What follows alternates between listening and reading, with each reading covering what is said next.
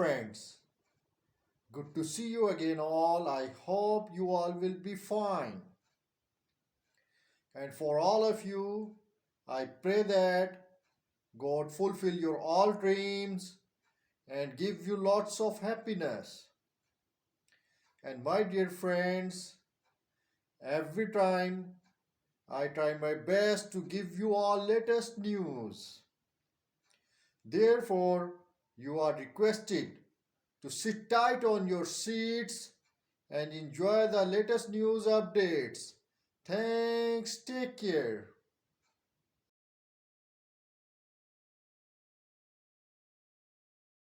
The UN Development Programme UNDP's Anti-Corruption and Arbitration Initiatives ACAI is achieving significant milestones midway through its 5-year implementation.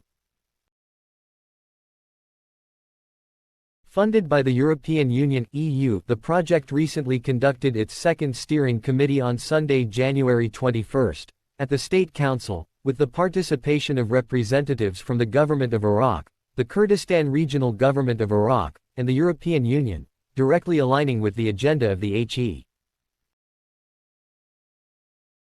Prime Minister and his government to combat corruption, diversify the economy, advance e-governance, and attract foreign investment. ACAI has been acting as a catalyst for improved capacity, legislation, and a strategic framework for anti-corruption and commercial dispute resolution.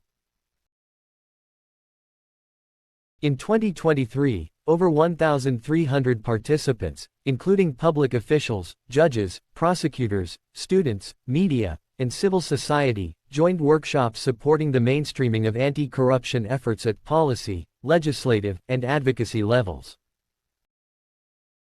ACAI has been instrumental in supporting the government of Iraq in creating a legislative framework that fosters anti-corruption. 3 legislations have been reviewed, and a draft access to information law is referred to the Council of Representatives. When enacted, this law will promote transparent governance and empower citizens with information about public spending.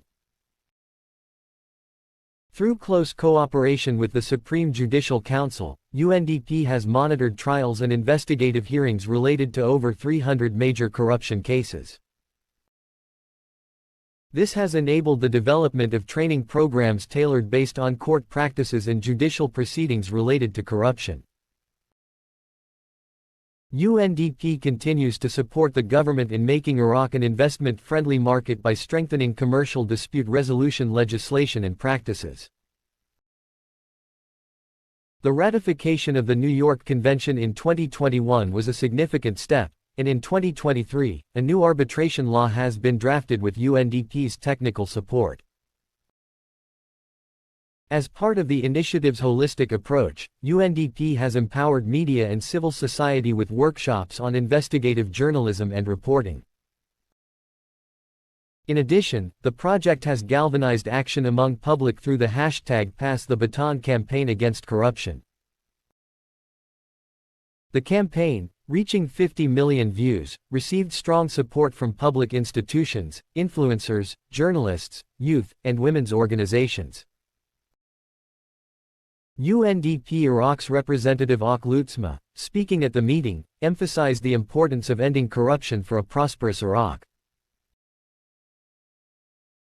We remain committed to providing essential support to the government of Iraq in anti-corruption and commercial dispute resolution, striving to establish a secure environment conducive to development, poverty reduction, good governance, and a thriving business environment. Our commitment extends to sustaining progress in legislative and strategic reform, e-governance, judicial integrity, commercial justice, as well as building capacity for investigation and public outreach. We are thankful for the continuous and strong collaboration with the government and the European Union, which opened doors for the success of this project. And the German ambassador to Iraq, Christine Hohmann, confirmed on Thursday work on projects to build facilities to utilize associated gas in Iraq, along with an announcement of energy development and investment initiatives. Hohmann told the Iraqi news agency INA that Siemens is carrying out an important project in Iraq, indicating that Germany is working on other projects to develop the energy sector. She added that the associated gas in Iraq is a resource that could be put to practical use. The German ambassador to Iraq said that Germany has giant automobile manufacturers, such as Mercedes and BMW, adding that the implementation of such projects requires an environment with specific standards that can be created in the next stage in Iraq.